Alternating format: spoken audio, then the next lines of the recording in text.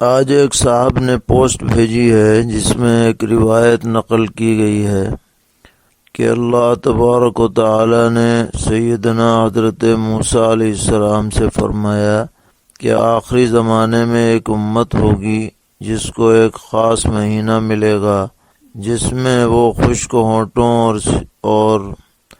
سوکھی ہوئی آنکھوں اور زبان کے ساتھ افطار کے لیے جب بیٹھے گی تو میں ان سے بہت قریب ہوں گا اور میرے اور تمہارے درمیان 70 پردوں کا فاصلہ ہے، لیکن افطار کے وقت اس امت میں ایک پردے کا فاصلہ بھی نہیں ہوگا۔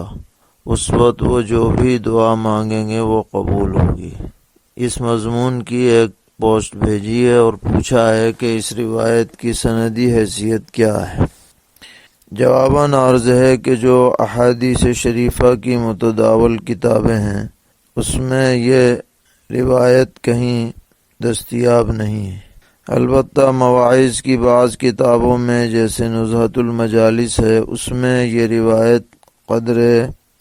فرق کے ساتھ بلا سند بیان کی گئی ہے، لہذا اس کو لوگوں میں بیان نہیں کرنا چاہیے کیونکہ اس کی کوئی سند معتبر سامنے نہیں ہے، اور اس میں جو مضمون بیان کیا گیا ہے اس میں ایک اولو العزم پیغمبر کی شان پر بھی کچھ آنچ آتی ہے اور عوام کے ذہن میں غلط بات پیدا ہو سکتی ہے، اس لیے اس روایت کو فارورڈ نہیں کرنا چاہیے، بیان بھی نہیں کرنا چاہیے۔ ویسے افطار کے وقت دعا کے قبول ہونے کے بارے میں صحیح حدیثیں موجود ہیں، ان کو بیان کیا جائے، اور امت محمدیہ کے فضائل پر بھی صحیح ترین حدیثیں موجود ہیں، ان کو بیان کیا جائے، ایسی بے سند باتوں کو عام نہ کیا جائے۔ سوال کر رہے ہیں کہ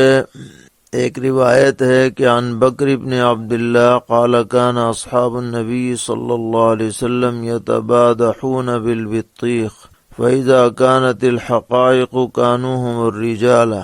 جسے حضرت امام بخاری رحمۃ اللہ علیہ نے الادب المفرد میں نقل کیا ہے، اور اس کا مضمون یہ ہے کہ بکر ابن عبداللہ کہتے ہیں کہ صحابہ کرام رضی اللہ تعالی عنہم آپس میں ایک دوسرے کو خربوزے مارا کرتے تھے، اور جب کوئی قربانی دینے کا وقت آتا تھا تو پھر وہ مرد بن جاتے تھے، یعنی بہادری سے پیش آتے تھے۔ تو اس روایت کا اور مقولے کا مطلب سمجھا دیں، یہ انہوں نے سوال بھیجا ہے۔ جواباً عرض ہے کہ شارحین نے اس جملے کی تشریح کرتے ہوئے یہ فرمایا کہ یہاں خربوزے سے خربوزے کے چھلکے مراد ہیں، اور بعض صحابہ بے تکلفی اور سادگی میں مذاق کے طور پر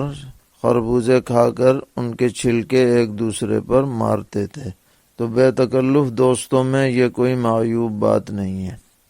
لیکن اس میں شرط یہ ہے کہ ایسے دوست ہوں جو اس طرح کے مذاق کو دل پر نہ لیں اور ان کی ایذا کا سبب نہ ہو۔ اگر ایسی بات ہے کہ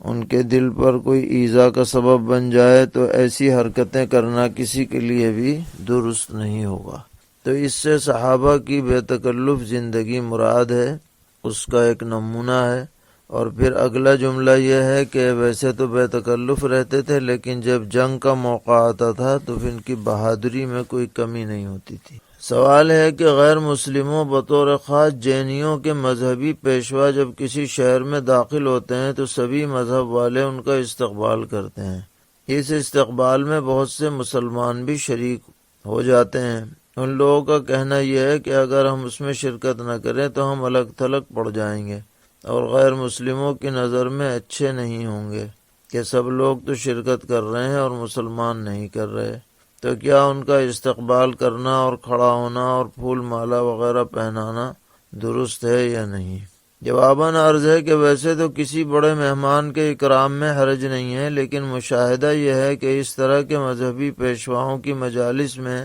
شرکیہ افعال انجام دیے جاتے ہیں، مثلاً ان کو سجدہ کیا جاتا ہے یا اور چیزیں، اور کہیں کہیں یہ پیشوا سرے سے بے لباس ہوتے ہیں اور ایسے بے لباس لوگوں کے سامنے جا کر ان کا اکرام کرنا یہ